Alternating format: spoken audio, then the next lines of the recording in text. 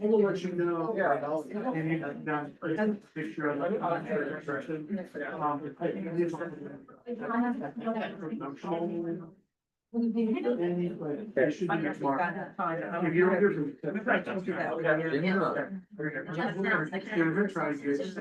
So we came. Hey, thank you all for being here this evening. We'd like to go ahead and call this meeting to order. Thank you for taking your time to come out here and the 12 applicants that we have. If you have a hat, please remove it. Stand and do the Pledge of Allegiance, please. I pledge allegiance to the flag of the United States of America and to the republic for which it stands, one nation, under God, indivisible, with liberty and justice for all. Thank you all. We've said this in March. We'll say it again here in August. This is a fun board to be on. Our goal is to bring tourists to town. We need them to sleep here, and then we receive innkeeper's tax, and we're able to allocate it to different groups throughout Jefferson County to move their needle and change some of the things that we've done in the past and try to accentuate what we all see for the future. So thank you all so much again for filling out the applications. Thank you, Jim Bartlett, for giving Josh Abbott the information. And Josh, thank you this time around for championing receiving the applications and communicating with the applicants. Absolutely. I want to be efficient. I want to be cognizant of your all's time. We want to also be cognizant of our times. And without further ado, this is our special meeting here at Jefferson County Board of Tourism, the 18th of August, 2025. And each group will say your name of the applicant. You can come up, kind of give your 30-60-second sales pitch, quick hitter. If we have questions, we'll ask. If not, don't feel obligated to sit here. If you choose to, cool, that's on you. But if you have other things to do tonight when you're finished presenting, if I'm in your shoes, I'm out. So just letting you know, it won't be disrespectful. You won't be looked down upon, anything like that. So I just want to be honest and logical. We're going to start out here. The top of the order, the Chelsea Jubilee. Good evening, board. Many of you may know me, many of you may not. My name is Josh Myers. I go by Radar on the radio. Chelsea Jubilee is the oldest continuous festival this year. We are celebrating the 159th annual A Library of Congress local legacy. The Chelsea Jubilee Park Association was formed in 1965. In 1973, the association purchased 6 acres of ground and developed it as a park for the community there in Chelsea. We developed and installed water, electric, and playground equipment on the site. Then in 1974, the Jubilee Association gifted the park to Saluda Township.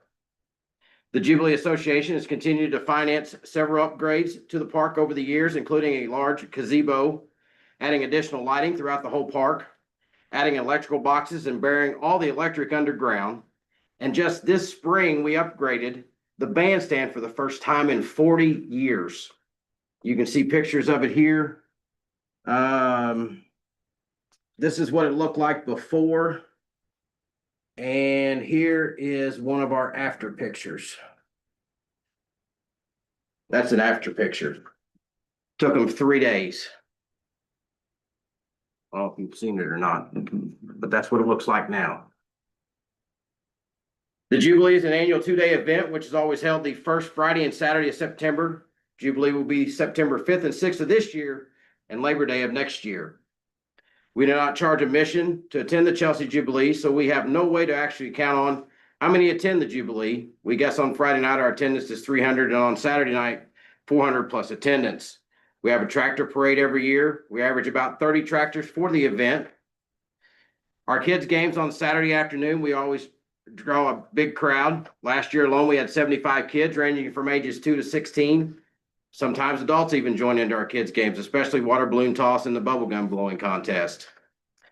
We have attendees from several states which visit us during the weekend. Most were born in the area and return for the event every year, as it's more like a family reunion every year, with most having relatives in the area.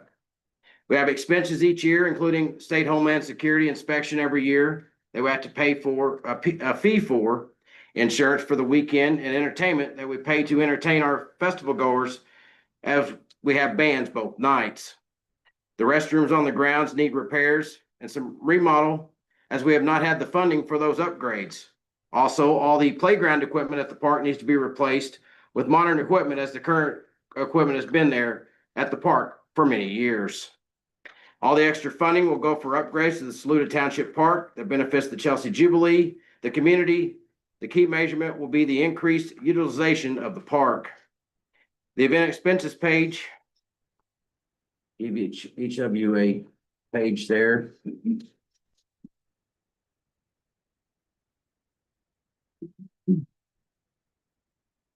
Is a breakdown of how funding will be used by the Chelsea Jubilee Association. Thank you for your consideration of funding for the oldest continuous festival in Jefferson County and Indiana. Any questions? You have such a radio voice. Dave, I do it every day of the week, Monday through Friday. Just listen in 10 times a day. I close my eyes and Felt like I was driving down the road. You did, didn't you? Board, do we have any questions? Any questions for us? Looking at your list of improvements and expenses, specifically, what are you looking to use if you receive funding from this board? Specifically, what do you want it for? The playground equipment preferably. We've got the playground equipment out there is really, really old. Estimate. It was put there in 1974.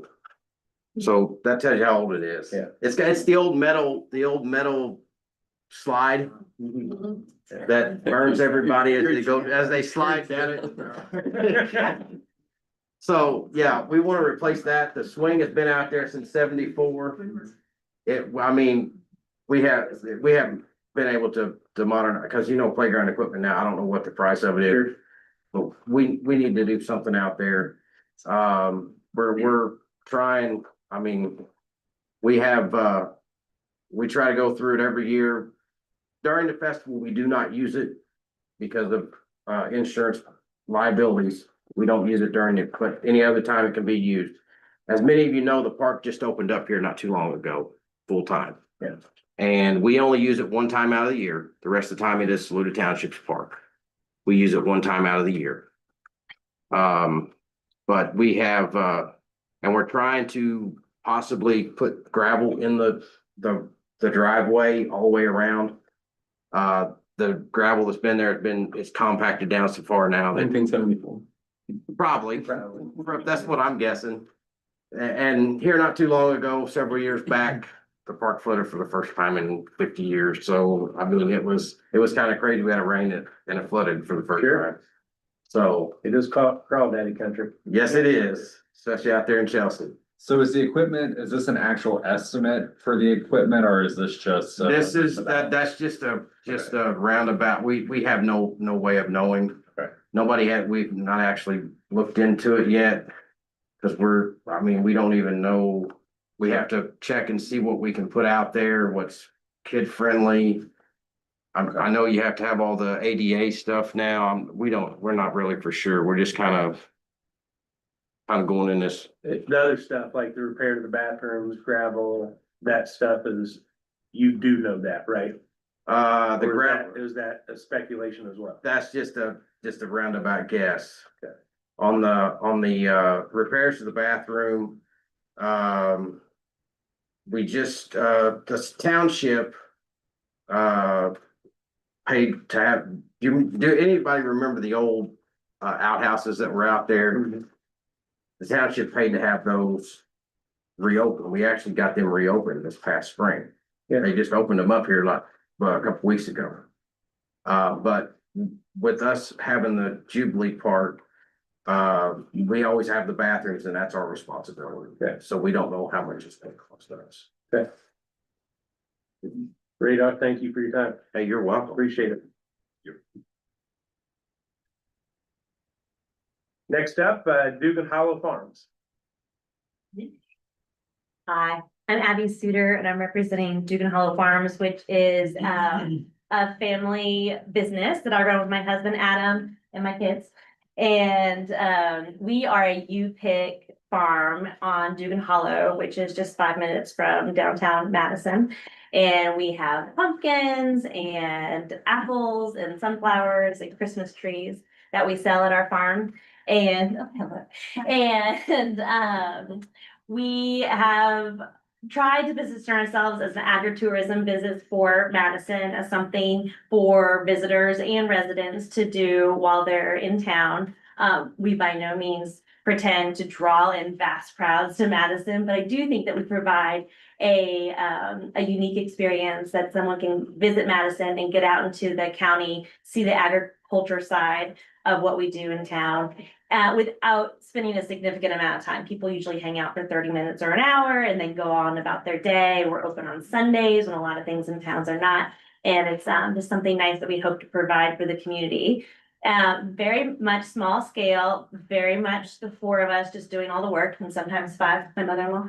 And so we definitely don't turn a profit. And we would benefit from having a website to reach a larger base. At this point, we're just using Facebook and Instagram and print flyers and word of mouth mostly to get the word out that we exist. And so I think for people who are not Madison centric to know that we are out here, having a legit website would be helpful for them to find us. And I got a quote from Joe Lackner, who has built other websites for us, is a local guy, if you don't know him, which is $2,200 to build that site and host it for 1 year. And I was hoping to ask the board for help with that. What kind of questions do you have for us? Tell us the number of units that you guys have there.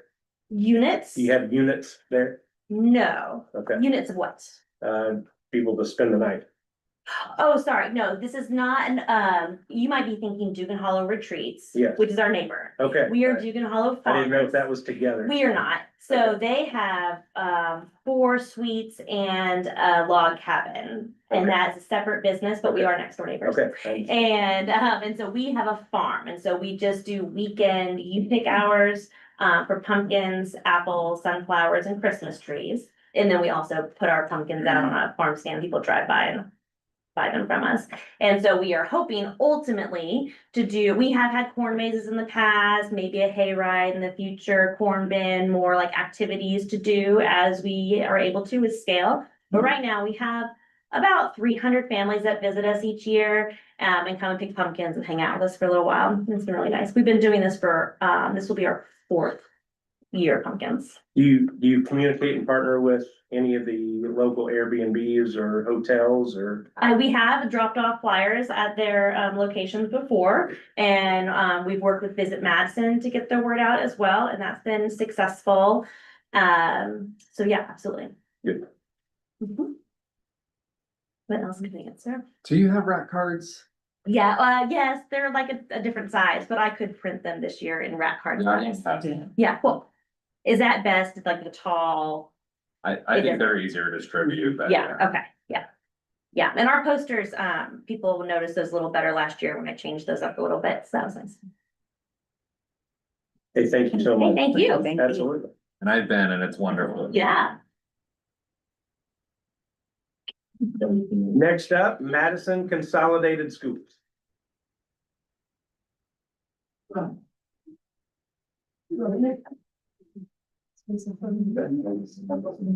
Yes, sir.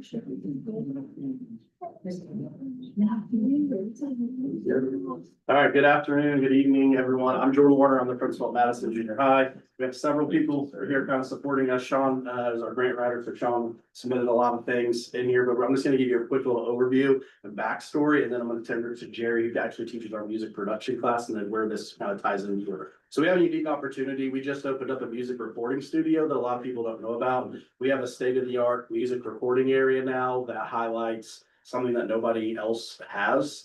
It's state of the art. If you actually look at your packet on page 3, you will see what the space used to look like. So we've already made a huge investment to this, as we've already been trying to kind of secure grant opportunities as much as possible. With that, you can see it used to be an old in-school suspension room. And if you keep kind of rumbling through the pages, you can see like some of the actual storage areas that have now turned into a state-of-the-art soundproof studio. So if you get to the back side of, I think, page 6 or 7, you will see the newly renovated space that we have constructed. So that just opened up for our students. I'll tell you, it's a game changer already, the amount of students who are bringing guitars to school, and the entire community. We've worked a lot with the Madison music movement already to draw interest through the Music City. That is something that's huge for us. Jerry, which will introduce himself, has actually just moved to the area, locally from Nashville, who's moved here to run that space. So I want to give him a lot of opportunity, but for us, we kind of gave you the dream as far as the future goes, as far as how we're really going to utilize these dollars to overhaul the entire space moving forward, which is also where our drama and theater and music area all encompasses, because it's bigger than just the music production. We're also talking choir, band, and theater. So our theater performances, we have over 95 students. We have 760 students in the building now. Right around 500 to 600 students this year will go through this music production space. So I want to give it to him to kind of talk about big picture, but as far as where we really encompass, because our biggest goal here is to try to overhaul the space, which we'll talk about how that's going to bring people into the community and the business. Gary. All right. Thank you, Jordan. I appreciate it. Hello, everyone. My name is Jerry Navarro. Pleasure to be here. And as Jordan said, I am the new teacher over at Madison Junior High. Happy to be here. I love Madison. From Nashville, Tennessee, and as the outline shows, my claim to fame, so to speak, was with the Music Mafia. We changed the music business in Nashville, Tennessee about 20 years ago, so much to the point where they wrote a book about it. We basically just want to redo that here. What that encompasses basically is bringing in acts such as Big and Rich and many other people that have worked with big name acts that come record, come stay, because the school has plenty of parking. We're talking about 2-3 tour buses, 24 or 32 people at a time. Crew members will have to stay downtown, all the Airbnbs, all the hotel rooms. But at the same time, not only just helping out the students, doing master classes and enriching the students for, being in that kind of a environment, but also being part of the local scene. The way Nashville grew was just people like that going downtown, going to the restaurants, staying there. So what they would do is come to town, come to our facility, stay roughly 3 days to a week. And in that time, they would go downtown, participate in everything that's there. We help book gigs from there. We also run a nonprofit, a record company out of the school as well. So once the funding comes through, we wouldn't have to ask for money, so to speak. Again, I think it'll be self-sufficient after we get off the ground. Most of the artists that I work with are famous or have been famous. A lot of those people are ready and have been ready to be here. Big and Rich, Gretchen Wilson, Kid Rock, and many other genres are ready to come down and be a part of this whole thing. We are lacking the facilities to do so. I am new here, and what I found out at the same time is that sadly, downtown Madison is lacking the facilities. There's no really not clubs or venues in order to support that kind of infrastructure. So we're hoping that the junior high is actually the first place where bigger artists will not just pass by Madison, but actually stop on their tour routes. And also work with all the major booking agencies. We can get them next to nothing, essentially, because of my personal relationship with them. So it would be a great opportunity, not only for the students, but I think for this town as well. And if it was up to me, I'd like to recreate Asheville yet again here in Madison. I love Madison. I think it's a great music town. I've met so many great people already, and it has the essence of greatness already. I think it just needs a little leadership, a little pushing, and a little experience behind it. And if we can do that, then I think we can really grow the city's revenue and understand how that is. The more people come from outside of town, not saying that they'll stay here and live here, maybe some will, but they'll definitely be using all the facilities while they're here in town. And again, we aim to have them here about 3 days to a week and, see a lot of celebrities kind of walking around town. So hopefully that generates interest with the, Music City here, Madison being Music City, and hope to support that. Any questions? Jerry, we got, this grant cycle, we've got 100,000. During this grant cycle, we had 12 applicants. What is, and, I looked at the application, what is something that would help? Something that would move the needle for you guys, but obviously not be able to receive the entire ask? What is something that would really help out? I won't put a dollar amount. Of course, we'd always like to ask for the whole thing. But if any amount would actually help run operations, help run the record label, help mostly upgrade the facilities at the school. Because the main point is that we really don't have a facility to do that, not only downtown, but at the school as well. Now with the studio, we're already starting that. But now we need, the accommodations and just bigger places for them to really work as a professional want to. Okay. So some of it would be for construction. The studio, myself and an associate built ourselves, so a lot of that I can provide, actual costs. I mean, I got my hands dirty, we built the walls, put up the drywall and everything, so I spent about 3 to 4 months building that, and now I'm teaching. So also creating the curriculum, so it's quite a unique program, and any funding will definitely help. So let's give you kind of budget scenarios, for example, situation like you originally went into this project before he was even in the play. And we asked for $250,000 and we were able to make that happen for 55. So through connections with him and just kind of utilizing the space, what our bigger picture here though, is like our stage area is lacking. The floor is terrible. We're talking about running cables from the studio space to the actual stage to be able to continue to do that recording piece as well. There's a lot of that. There's still a lot of legwork, the actual behind the scenes aspect, like the dressing rooms and things like that need to be revamped. So that's kind of where all the money would go to continue to enhance equipment, but at the same time to provide an actual luxury space for people that would be coming into the junior high to use that, especially because we have the ability to be year round. Like we knew going into this venture too, that we were talking about opening up our building to the community after school hours, which is definitely what we intend to do, which is why we strategically placed that studio in an area that draws a lot of interest. If you go to the junior high and the gym, it is already drawing interest there. Well, I was just there a few minutes ago. We have a volleyball game going on and we've got signage and neon lights now drawing attention to that space. We've changed storage front to glass, so people are kind of looking into this space like, what is this? Because we know that that's where we're seeing a lot of people from outside the community walking by, and what is that? So we feel like we can do that by this space. If you're familiar with the junior high, when you walk in junior high, you come in one door. We feel like this space can be overhauled as well to continue to draw outside traffic. It's been great for the students already, but I'd really love for us to be part of the community as well. Thank you. Somewhere in the document, and I can't tell you where I saw it, and maybe I misunderstood what I read. But somewhere in here, I think I read that it's your intention to draw students from other schools as visitor students for this program. Am I incorrect in believing I read that in here? 100%. We're always trying to draw interest to the junior high. I mean, we kind of opened it up, like we just live in the reality of, we've got a lot of students choosing virtual. And we still kind of open up that we've got a virtual option that we're offering to still continue to draw kids. We have students that are virtual with us that also just come in for electives. So we continue to draw kids who maybe they're like coming to traditional schools, not their setting, but we still want to offer a space for them to utilize. So we're definitely trying to draw more traffic. I mean, I'll be honest, like our enrollment was 690 when I started. We're sitting at 760 today in those 2 years ago. I think there's a lot going on here. I think, I don't want to speak for the whole board, but I would love a tour of the space to kind of understand it a little bit better and see and understand the vision a little bit besides just the photos. I think, there's a lot of investment happening here. I don't know if that might be beneficial to everyone else, but I think it would be a great field trip to see, because I think this has a really heavy impact. Not only for students, but I think what you're talking about as well overall from a tourism perspective. But I would just like to actually see the space. You are more than welcome to come. We do tours all the time, so it doesn't have to be a big group when you guys can come over, whatever. We're glad to accommodate that.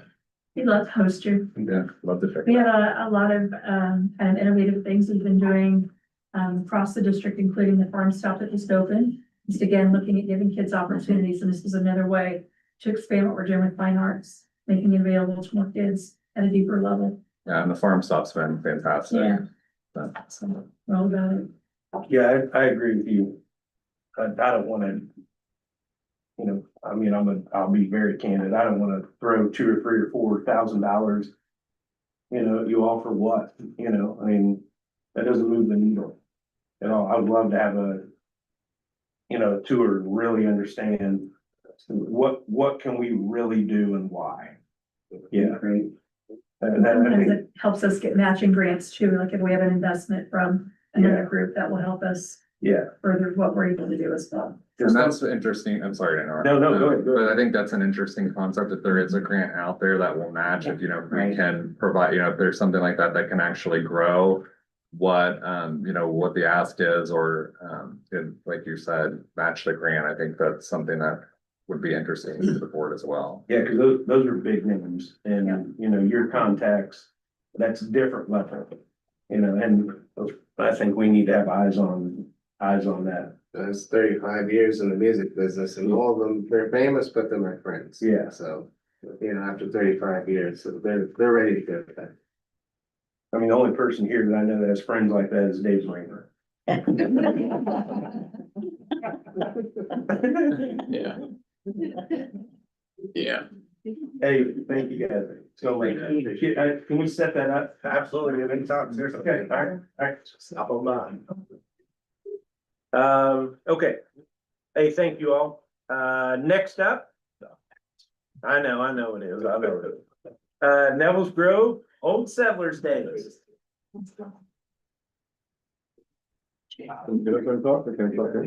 Hey, you talk there. Right. So, we are not quite as old as. Chelsea. I don't know. Quick story, my kid, when he was 3 years old, was taking violin lessons. My wife had told him, you never get up in the middle of a performance. So Joe is up there, Joe is 37 now, and he's playing his. And a guy gets up and walks out. Joe stops right in the middle, watches him leave, and then picked right back up. It was just too funny. Something that you know, 37 years, well, okay. 34 years later, you remember those sorts of things. Anyway, so, Neville's Grove is having their, hold up here, so you're right, 140th annual Old Settlers Day. It is the weekend before, Chelsea Jubilees. We are on the 30th of August. It's called the last Saturday in August. We have, you know, over the years, as buildings deteriorate and as you need certain things added, you add them, but not always to the level of code that needs to be. So one of the things that we need to improve is our electrical system inside the kitchen and in the pavilion. In the pavilion for sure, because now we have musical acts coming in to play. Their amps usually pull more than 15 amps and that's what all the circuits are. So we need to upgrade those. And then we have some wiring in the kitchen that, yeah, makes you a little nervous when you go in there. The other thing is, since it isn't a grove, every once in a while, a tree will hit your building, and we have rafters over the kitchen that have suffered damage, and so the metal roof is, while it looks secure, if you would put any weight on it, it is not. So we need to repair the roof and upgrade the electrical wiring. So for the rewiring and stuff, it's about $4,500. For the roof repair, because it's not the whole roof, just a portion of it, it's about $2,800. So those are the two things that we're requesting. You know, these old festivals, I hate to say it, I didn't go to many as I lived here for a long time until I came into politics. That was not the right reason to go to them, but you know, you go to these festivals and people will say, you know, I've been coming to this for 35 years. And it is just what people come in to do. Yeah. I know we tried with Placer AI data to do some things for Neville's Grove. Unfortunately, the cell phones service is a little lacking out there, so we didn't have a lot of success with that. So that makes it a little difficult to identify how many people are coming to it from outside the area. But yeah, it's been it's been a good quality of place thing for all three of them. Canaan Fall Festival's the other one, but those three old festivals really provide something for people. So Dave, thank you. Do we have any questions, board? Thank you, sir. Next up, the nights before Christmas, candlelight. I'm Terry Suter, and I am the coordinator for Nights Before Christmas this year. And I appreciate you listening again for our grant request. Nights Before Christmas, we're in our 43rd year. We draw people year after year after year, which we really want to accommodate and make it exciting for them. But we also want to bring new people in. And that's one of the things that I've got two areas that I'm asking for this year. The first is we're requesting $3,500 for marketing funds. And we want to build on the insights that were gained from the visitor profile study that was published earlier this summer, I believe. And so we want to maximize our efforts in using that. This money, we're going to leverage the professional video that was filmed during the last Nights Before Christmas, and then was produced, and then we will use it for our marketing this year and in future years. So it's something that can be continuously used.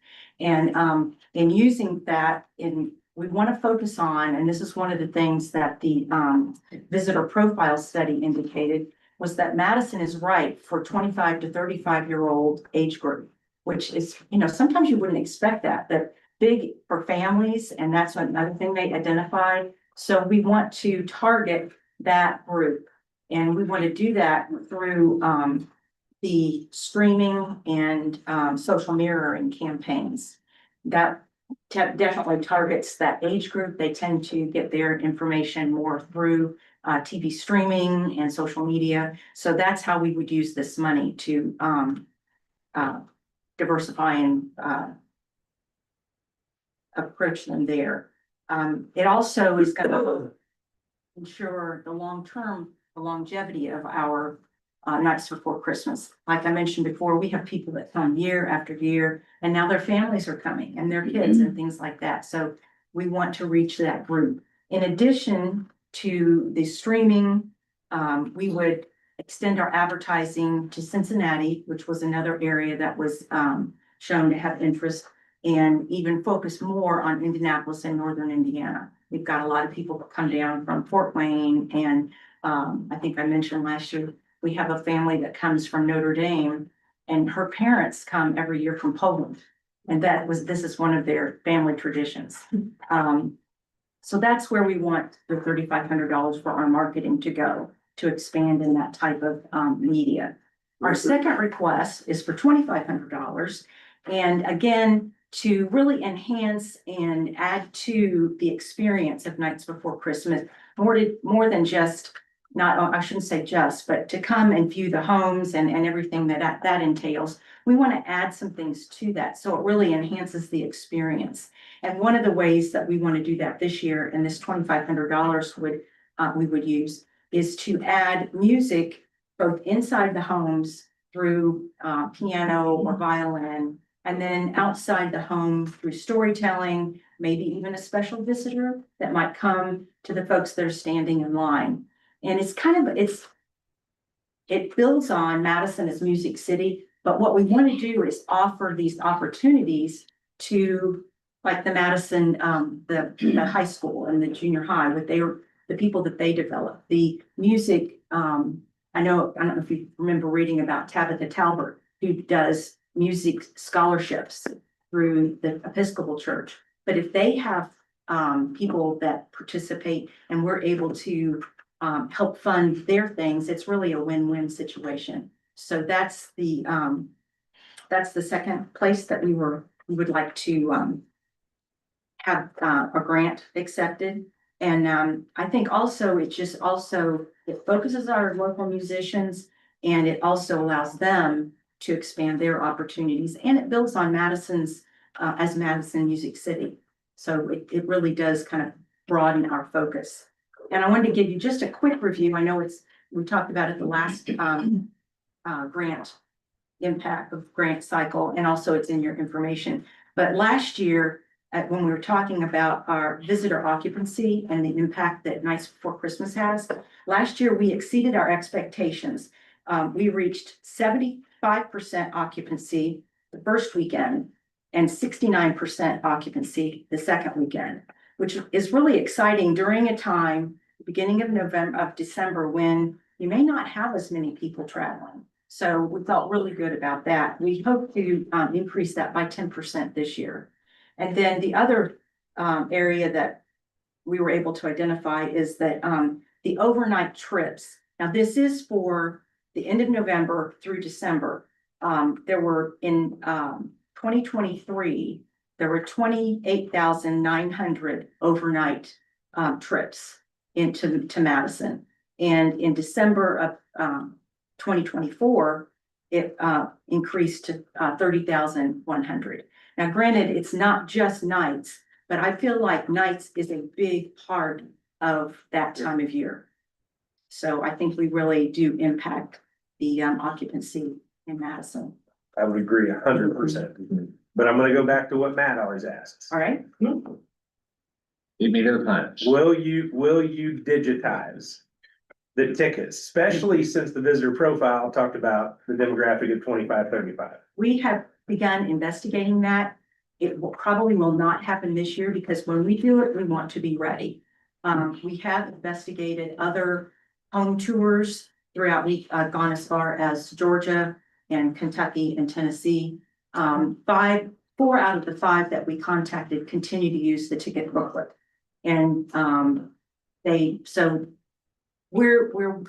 we do it, we want to make sure we do it correctly. And we've also talked about, do we introduce both the ticket booklet and the digital? And we feel like that's going to be kind of it would be difficult. So we just want to make sure when we do it right.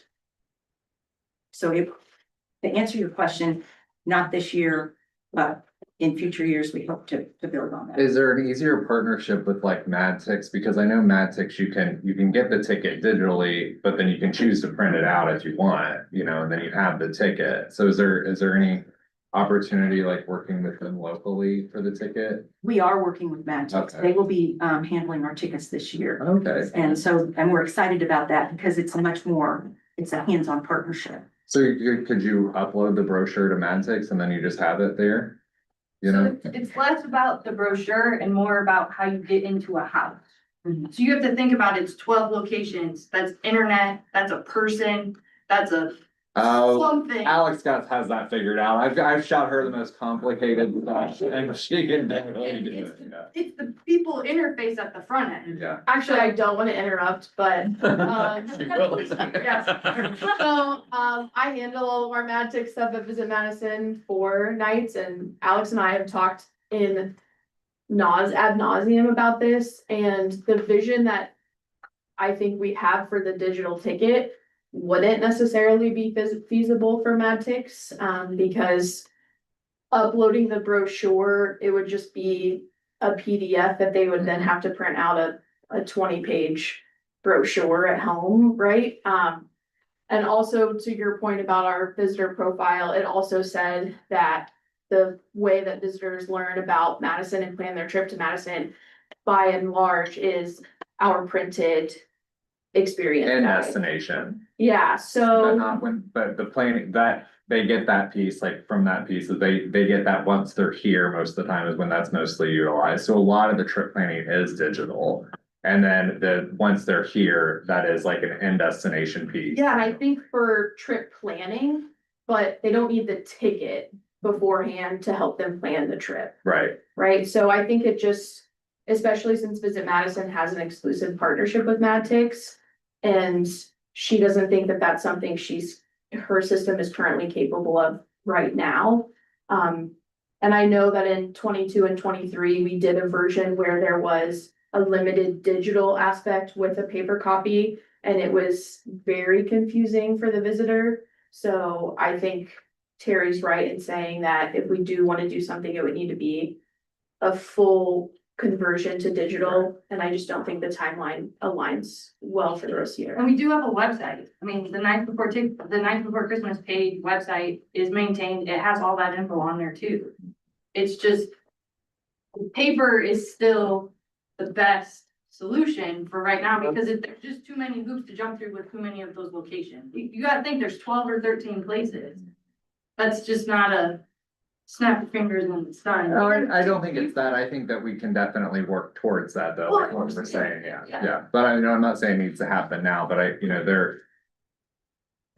say it every year, but I think I've heard feedback where somebody leaves the brochure, that you keep the brochure for 2 weeks because you might be coming to both weekends. So I just think long-term, a good solution, and maybe it's both, but I think definitely having the access, is beneficial to the visitor experience. Hey, thank you all. And thank you as always. You guys- So I'm gonna give you. Yeah. Oh, So not that I know the classical music, but my wife does. And Well, so and you know what? Your wife is one of the people I'm gonna contact. Okay. My grandkids, participate in her, Okay, things, but thank you for this. okay, so I've actually got, do you have her number? I do. All right, well, that was all I was gonna. And you can tell her about it. I will. that, making connections. That's right. It was already a connection, I just didn't know. You'd be glad. Any questions or comments or anything we need to think about? You do a great job always. Yes, Thank you you. do. Yeah. Thank you, And Barry. we love nights. Yes, you do. Thank you. Moving on, let's go to Madison Regatta.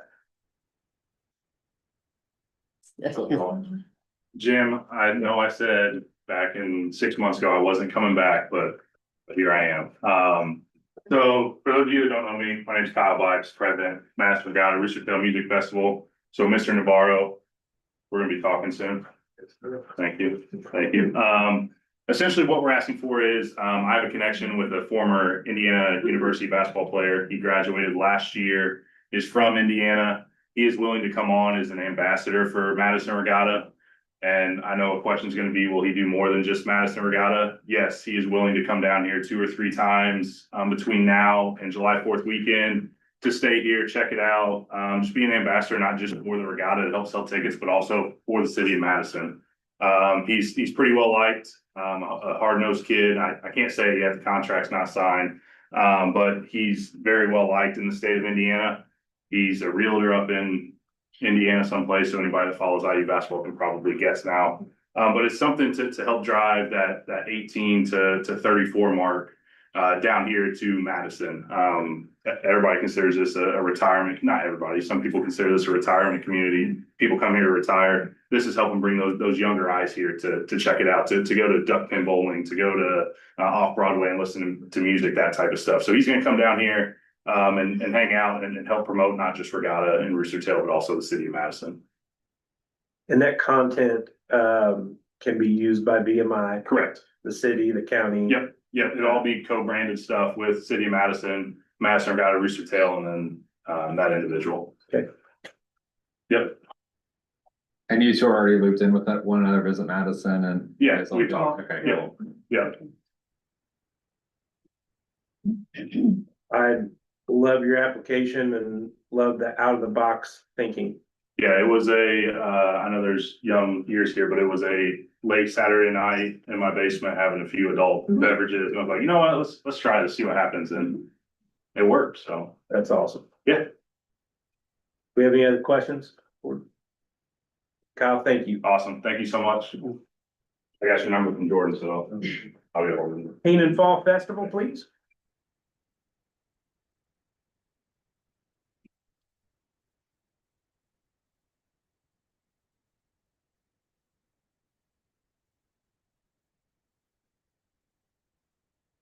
Unmasked.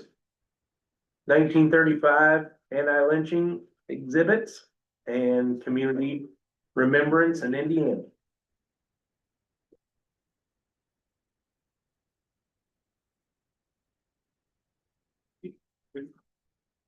I'm back again.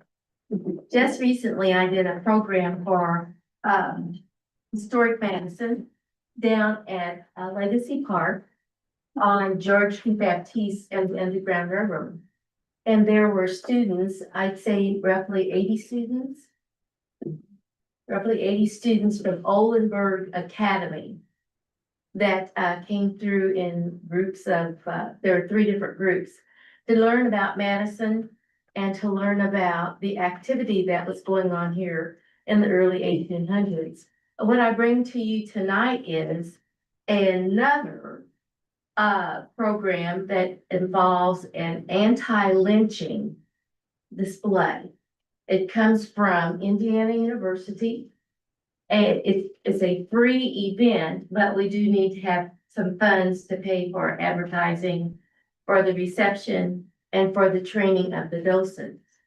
Unmasked, the 1935 anti-lynching exhibit and community remembrance is an art installation. It sounds kind of gory and gruesome. There were only 18 There were 18 lynchings in the state of Indiana that were documented. One of the people that worked on this particular display that is still lived in Indiana, Dr. James Cameron, is a survivor of a lynching. The other person was from Marion, Indiana, that was lynched. And this event, this exhibit includes historical artwork, posters, postcards, contemporary pieces, and it aims to provoke discussions around art and politics and the resurgence of hate crimes during this particular times in our lives, and the importance of teaching tolerance. It's not for children under 15 years of age. There's only one postcard that actually has the picture of lynching and a group of people that are enjoying this particular activity. The others are art scenes, and we hope to involve the Arts and Culture Center here in town, as well as people from the University of Louisville that are very much interested in coming to Madison. Those in Cincinnati, Trimble County Schools, our Madison Consolidated Schools, and remembering it's for juniors and seniors. And it's not an open exhibit for everyone, but it will be a guided tour that will actually be scheduled for those people that want to attend. It's based on those 2 anti-lynching exhibits that explores how artists in the 30s used visual art to depict lynching and its impact on highlighting the atrocities of that particular time. It incorporates memorialized victims, different things that were going on in the community. Trimble County is on board, Hanover College is on board, the University of Louisville, Ivy Tech, Cincinnati, and Olenberg Academy.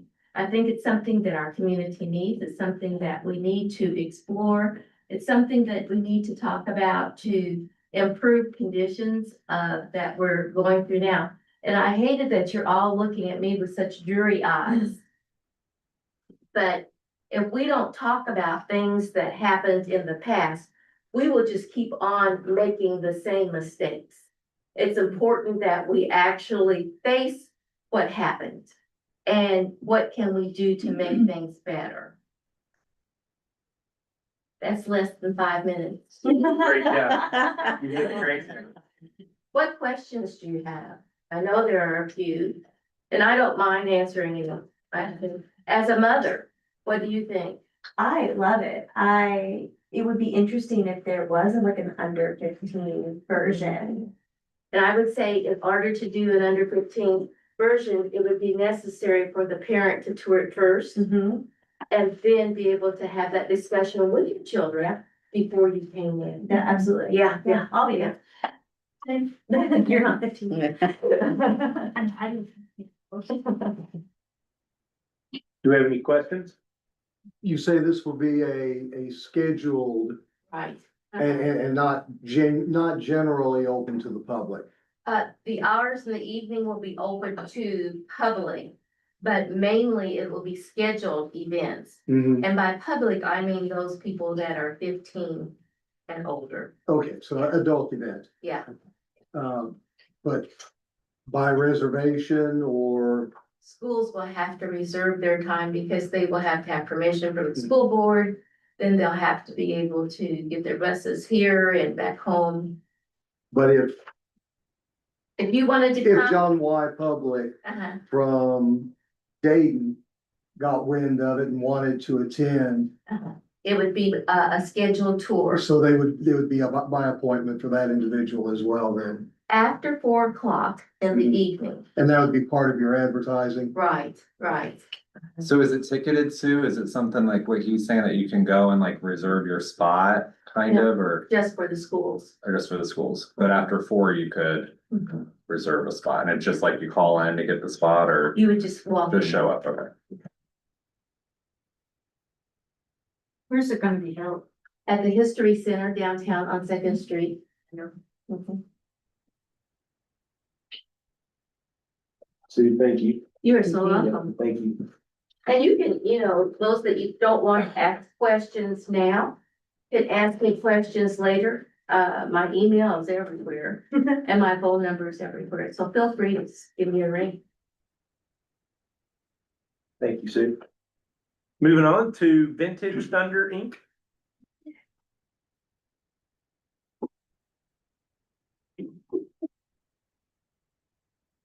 My name is Rebecca Cravens. Everybody calls me the Brat.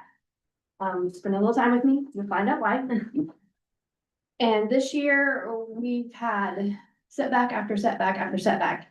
So it's basically me right now. My other 2 board members have some personal items that can't be put to the side.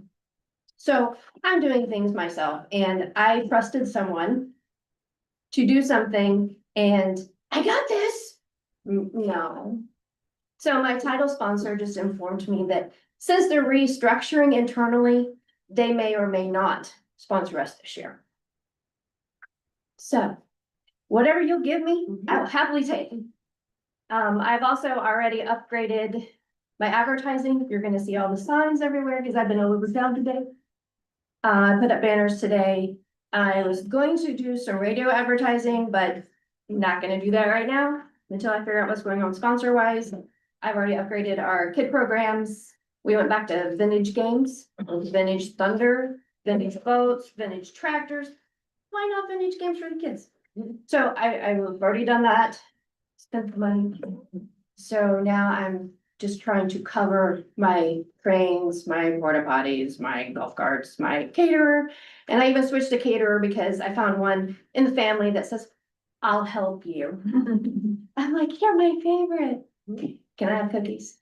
I've asked all of my, like services.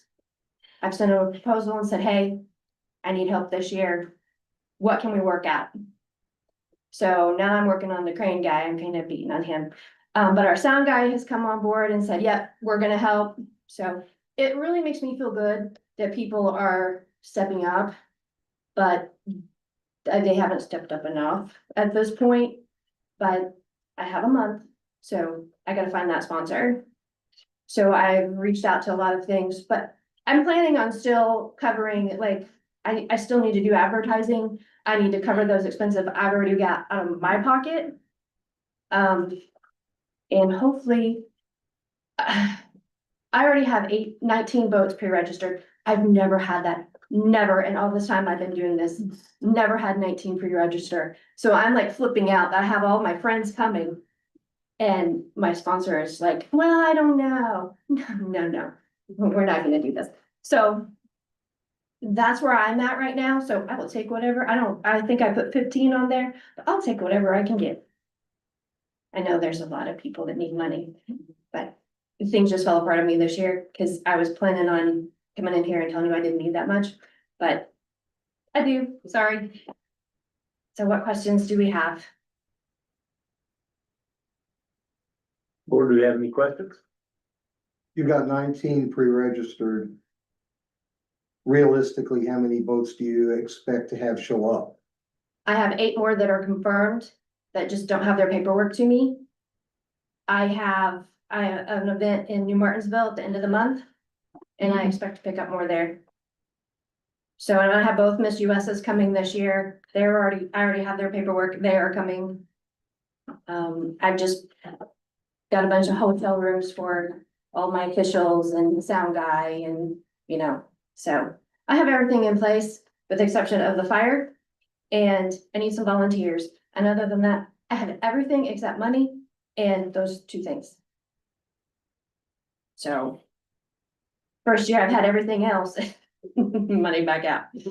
Choose the other way around. So any help you can be is gratefully appreciated. Any other questions, board? Rebecca, thank you. Thank you. Yep. Next up, Jefferson County Historical Society.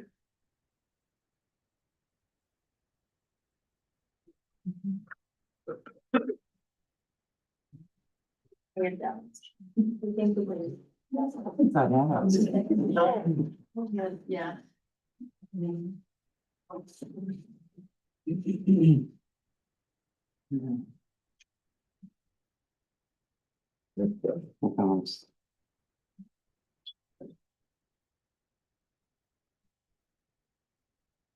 So, good evening. I'm John Nyberg. I'm the Executive Director of the Historical Society.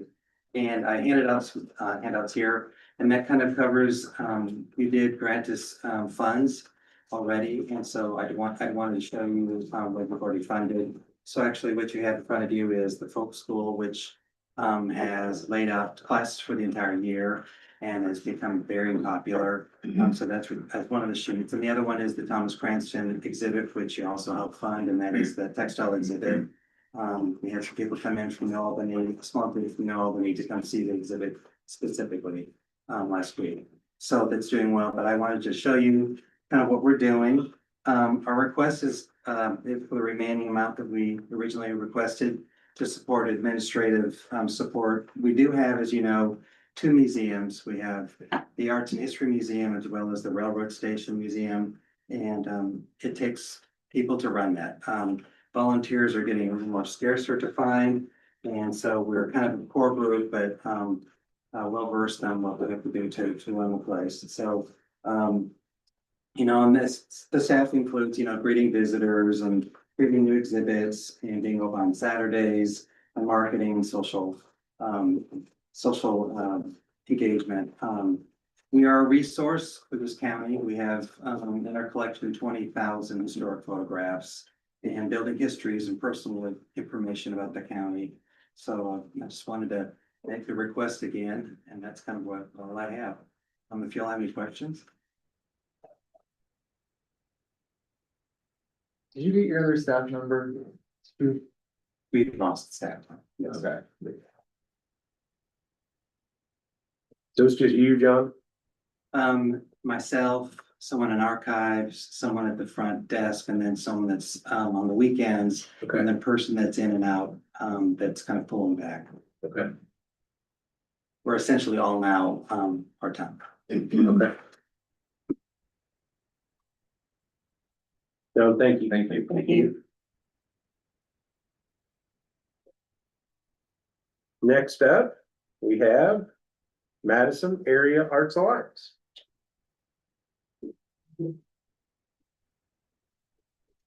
Hey guys, here we go. Always feel like I'm kind of the circus act here, but we've got such great things happening. And if you'll take one of these and pass it down, that'd be great. I always feel so excited to come to y'all because listening to everybody, the arts and culture, bottom line, arts and culture is alive in this county. And for someone who's been here for many, many years, I'm so excited to see this happen. So my name is Kim Nyberg. I'm representing the Madison Area Arts Alliance. When we came to the presentation in March last year, Trevor said, you have to come back in August. We did make a presentation. We were partially funded. We've had a great year, but we still, it's really important to come to the Board of Tourism. As you know, the Madison Area Arts Alliance is one of the key organizations in the Jefferson County Alliance, the Tourism Alliance. Several of the other organizations we partner with, we're really close. The Alliance meets quarterly thanks to VMI. I'm here to ask for lots of things, really, but what I wanted to kind of talk about is public art and arts tourism and tourism programming mostly. So we have created this cultural district for Madison. We didn't invent it. It's always been here. We're just lifting it up and lifting up the creatives that take place here and live here and work here. So the two things I'd like to talk about is public art. We have a bunch of projects and really, when I come to the Board of Tourism to ask on behalf of our board of directors, it's really to support the mission and all the projects that we do. So there's two areas that you'll see in the budget that I submitted, and that was salary and administration plus the programming. So when you put all that together, we have a complete package. So the two things I want to get back to this talk about is public art. We're completing the art alley. We had talked about that about a year ago. We actually, I want to show you this. We did a prototype today in the art alley, so I'm really excited about it. So that project's going to be completed. It's basically custom exhibit frames for the alley between Bellows and the tap room. We call it the art alley. We have lots of murals happening in this community. We partner a lot with Public Arts Commission. We're the helpers. We are not the ones that, we're not the commission. So we are the ones that work with property owners. We're currently working with 2 different property owners right now. Dollar General is the big one. And hopefully this week we're gonna get that project going. So that'll start. So that whole block will be public art murals. We're really excited about that. The artsy switch boxes on the hilltop, Hanover and downtown. The development of always new projects, new sculptures and traveling exhibits, and continuing to promote our public art. And you'll see we have partnered with Acre Alley. This is a great project. And this is a guided artsy cart tour. So our visitors will actually book a tour, get on an artsy cart and go see lots of public art in town. It's a great project. It's a great partnership.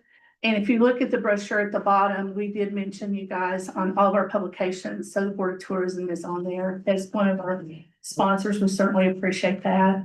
We continue our tourism programming, hosting a strong calendar of monthly events at the spot. The spot has just become a place.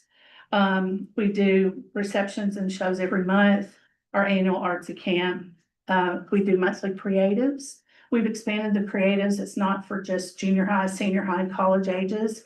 We've expanded it to adults too. So we've really put some time into creating that and expanding it. It's been really successful. We are partnering with M3 and VMI to attend the pilgrimage in about 4 weeks. As you know, that's the Americana Music Triangle, and we are involved with that very heavily with that. And I think Andrew's going to talk a little bit about that later. So we have a robust calendar of events. If you look at this brochure, you'll see there's the remaining calendar for the gallery, the spot, and the creatives for the year. So these rack cards are really popular. Our request is simple. We want to continue the robust calendar we put together. We want to elevate the level of arts and our reputation as an arts district in our community. We want to explore some high-level development projects, and we talked about that back in March.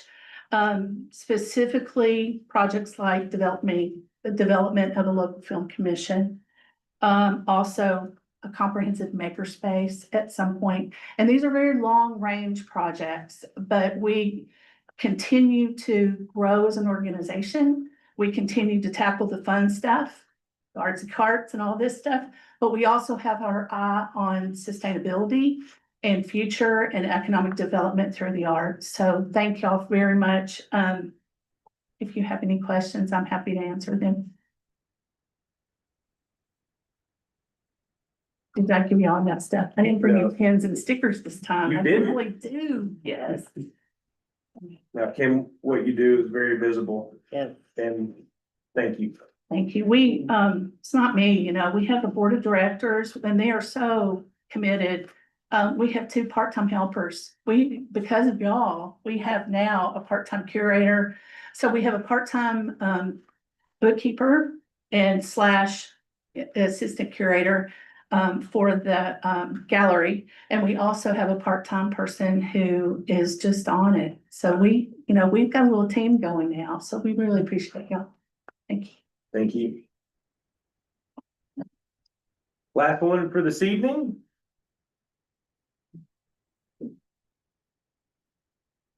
BMI.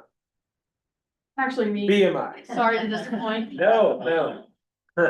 I'm actually here on behalf of Madison Trolley, which is obviously under the BMI umbrella. I don't want to get up here, tough act to follow, all of you guys, but, I don't really want to get up here and spout my really detailed, grant. But just high level stuff, we're looking for some additional funding for obviously marketing. We have had some really, really extremely generous supporters who helped us get the 2 trolleys, second of which should be arriving literally on the road as we speak. Those got the machines here, but really nothing after that. So we're looking for some additional funding to help support our operations and sense of, we need some tech upgrades. So we would like some iPads, 1 or 2 would be great. Since we've taken on Madison Trolley, we've also opened the comfort station. So VMI's tech has gotten spread a little thinner. And we also share with different festivals and events that also fall under VMI. So for example, when we have an event following on the same day that guided tours are, we're kind of like, hey, paper, rock, scissors for the iPad. I always win, don't worry. So we would love to have some support in that sense. Also on our visitor profile, like Matt pointed out, we are a really niche experience that would benefit from some in-destination marketing. That's really where our focus is. The trolley isn't something that necessarily is gonna drive a lot of people from super far distances to get to Madison specifically, but it's going to heighten their experience once they're here.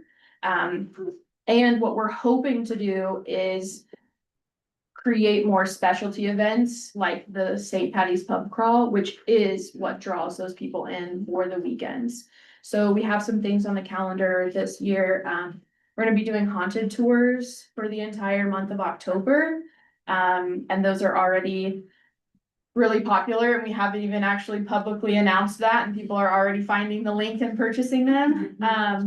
We're also gonna be doing a Santa Express, so kind of like a PJ party for kids, going up to the White Barn, having breakfast with Santa. We're also partnering with Love Betty Bridal and a few other vendors. And I can't say anything publicly about that, but would love to talk to you more privately. We have some really hefty goals to draw Madison as a get married in Madison destination, which is obviously the trolley has become a huge part of. 90% of our private bookings come from weddings. That's our big moneymaker. So we're looking for support to be able to do some marketing, to continue supporting us with flat cards, brochures, but also on social media. That's really my domain and where I push out a lot.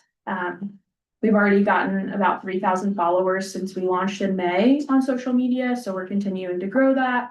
We're also leveraging Visit Madison's following, which is about 40,000 total, as well as 25,000 email subscribers. So we're getting the word out there, and we're just looking for some support to get those fine tuning details up and running so we can continue to make this a really great experience for everyone. Exciting stuff. Any questions for him? Hey, thank you all. Thank you. 12 and an hour and 10. That wasn't bad. That wasn't bad.